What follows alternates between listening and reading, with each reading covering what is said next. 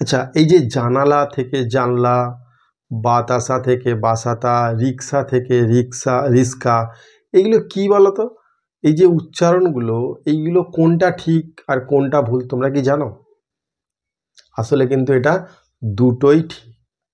কি করে না, এর জন্য একটা নিয়ম আছে। এই যে পরিবর্তনটা, এই পরিবর্তনটার জন্য একটা নিয়ম আছে। তোমরা যদি ক্লাস 8-এ হও তাহলে তোমাদের জন্য এই ভিডিওটা একদম উপযুক্ত। প্রিয় শিক্ষার্থী, কেমন আছো তোমরা সব? আশা করি ভালো আছো। বাংলা ব্যাকরণ বিধি চ্যানেলে তোমাদেরকে আরও একবার স্বাগত। তোমরা কি ক্লাস 7 থেকে এই বছরে 2024-এ 8-এ উঠেছো বা অষ্টম শ্রেণীতে উঠেছো? তাহলে তোমাদের জন্য এই ভিডিওটা একদম উপযুক্ত।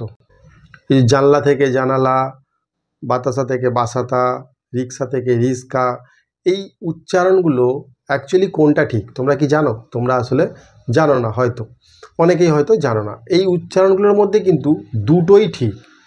তাহলে এইভাবে উচ্চারণটা হচ্ছে কেন না, উচ্চারণ হওয়ার একটা রীতি আছে, সেই রীতিটাকেই বলা হয় ধ্বনি পরিবর্তন।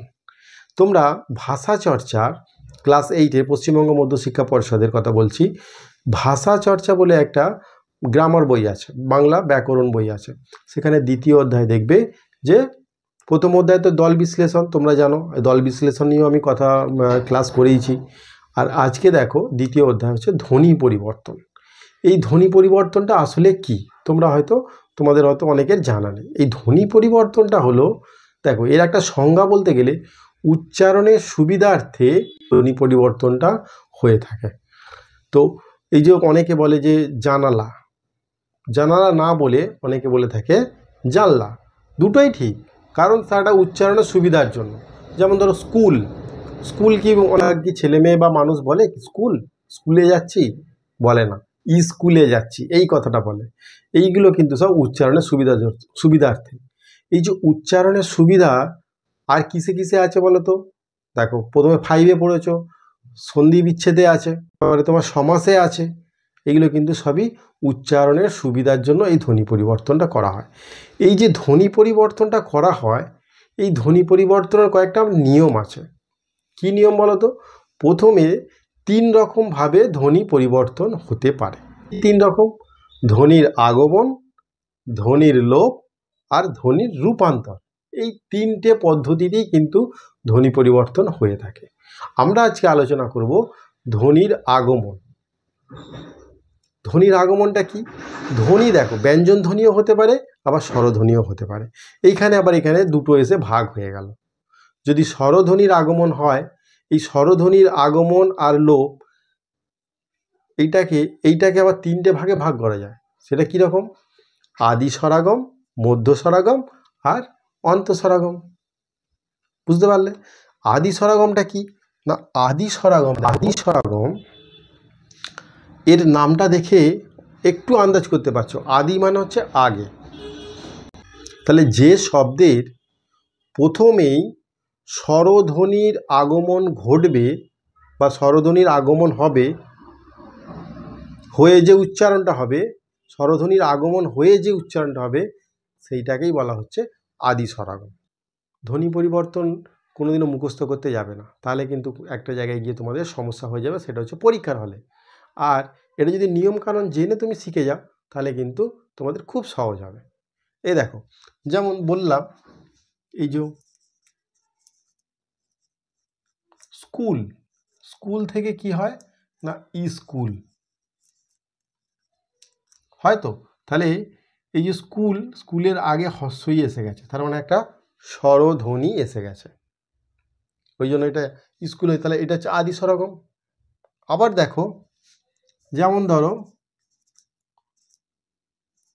স্টেশন, এই যদি বলি স্টেশন, তাহলে এই স্টেশন বলে অনেকে, স্টেশন বলেন অনেকে, কি বলে? স্টেশন, তাই তো, স্টেশন বলে। আবার দেখো কয়েকটা উদাহরণ, যেমন দেখো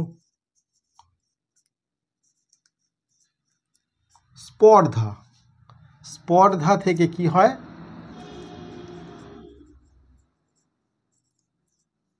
আস্পর্ধা। তাহলে এইগুলো দেখো, এই শব্দগুলোর মধ্যে কিন্তু প্রথমে কিন্তু স্বরধ্বনির আগমন হচ্ছে। সেই জন্য এই বিভাগটার নাম হচ্ছে আদি স্বরাগম।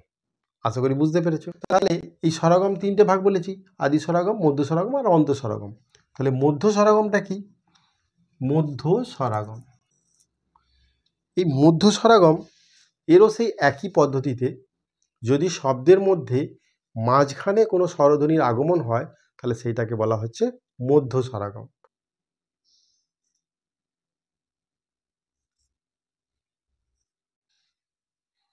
দেখো মধ্য স্বরাগমের উদাহরণটা দেখো, ক্লাস, ক্লাস থেকে কেলাস। এই যে তোমরা এবার ভাববে যে এই যে কয়ে একা এটা তো প্রথমে আসছে, তাহলে এইটা মধ্য স্বরাগম কি করে হচ্ছে? তোমরা এটা বর্ণ বিশ্লেষণ করলে বুঝতে পারবে যে একাটা কোথায় আসছে। যদি দেখো এই যে ক্লাসটা, এই কেলাসটার বর্ণ বিশ্লেষণ করো, তাহলে ক যুক্ত এ যুক্ত ল যোগ আ যোগ স, যে ক তারপরে কিন্তু এ আসছে, সেই জন্য কে হচ্ছে কয়ে একা, কে লাস। বুঝতে পেরেছ? তাহলে কয়ের পর তাহলে এটা মাঝখানে এখানে এ আসছে, সেই জন্য এটা মধ্য স্বরাগম।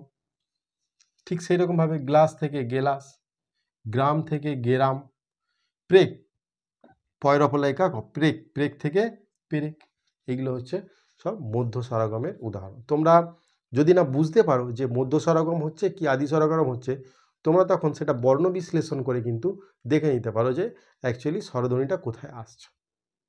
আশা করি অন্ত স্বরাগমটাও ঠিক ওই রকমভাবেই শব্দের শেষে স্বরধ্বনির আগমন ঘটবে, সেই জন্য সেটাকে অন্ত স্বরাগম বলা হয়। যেমন একটা উদাহরণ দিই, এই যে আজ, চার, তারপরে তোমার আজ চার, আমার, আমার, এই আজ, আজ থেকে আজি, আজি দক্ষিণ দুয়ার খোলা, চার, চার থেকে চারি, চারিখানা রুটি দাও, আমার থেকে আমারই, আমারই মনের।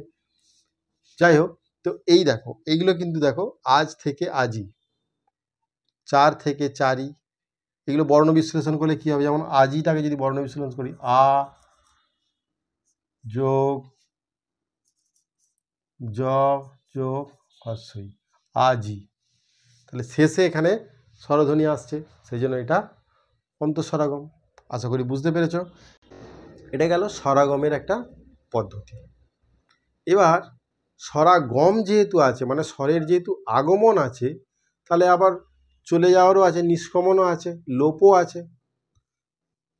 চলে যাওয়াটাকে বলা হচ্ছে লোপ পাওয়া। তাহলে স্বরাগম আবার স্বরলোপ।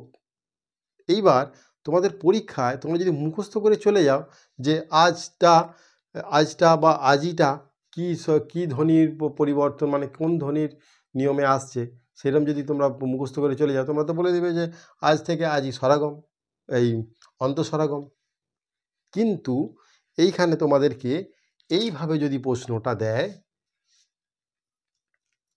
এইরকমভাবে আজি, আজি থেকে কোন ধ্বনি রূপান্তরিত হচ্ছে, আজি থেকে আজ, তাহলে এখানে কি হবে? তোমরা যদি এইটাতে এই নিয়মে চলে যাও অন্তঃস্বরাগম, তাহলে কিন্তু এখানে কিন্তু নিয়মটা হবে না, কারণ তুমি এখানে তোমার মনের মধ্যে আছে আজ থেকে আজি, আর এখানে প্রথমে আজি দিয়ে দিয়েছে তারপরে আজ দেওয়া আছে, তাহলে তোমার মনের মধ্যে তখন ওইটা হয়ে যাবে যে অন্তঃস্বরাগম, এটা নিশ্চয়ই হবে। কিন্তু তুমি না জেনে শুনেই কিন্তু এটা ভুল করে ফেলবে। তখন এখানে তোমাকে ভাবতে হবে এই যে আজি, আ বর্গীয় জয় হস্যই, এখানে আর হস্যইটা নেই, লোপ পেয়ে গেছে, তাহলে এইটা কি হবে? এটা কি হবে না অন্ত স্বরলোপ, অন্ত স্বরলোপ, স্বরলোপের কিন্তু নিয়মে এটা চলে যাবে। বুঝতে পেরেছ? ঠিক সেই রকমভাবে চারি থেকে চার, আমারই থেকে আমার, এগুলো কিন্তু সব অন্ত স্বরলোপের পর্যায়ে পড়ে যাবে। তাহলে তোমাদেরকে বুঝে শিখতে হবে। এবং অতসি থেকে তিসি, এখানে সেই অটা লোপ পেয়েছে, এটা বলা হচ্ছে আদি স্বরলোপ। বুঝতে পেরেছো এবারে? তাহলে এই নিয়মে তোমরা কিন্তু ধ্বনি পরিবর্তনটা শিখে নিতে। আদি স্বরলোপ, এবার মধ্য স্বরলোপ। এই যে মধ্য স্বরলোপ, এইটা তার মানে মাঝখান থেকে স্বরধ্বনি আউট হয়ে যাবে, ভ্যানিশ হয়ে যাবে। যেমন ভগিনী, ভগিনী থেকে কি হবে? ভগ্নী। এই যে হস্যইটা উঠে গেছে, এটা গয়া হস্যই ছিল, দন্ত নয় হস্য ছিল, দুটো হস্যই ছিল, কিন্তু এখানে একটাই হস্য হয়ে গেছে, তাহলে একটা স্বরলোপ উঠে গেছে, তাহলে এখানে মাঝখান থেকে, তাহলে এটা হচ্ছে ভগিনী। আবার সেরকমভাবেই নাতিনী, নাতিনী থেকে কি হবে? নাতনি। এগুলো হচ্ছে সব মধ্য স্বরলোপ।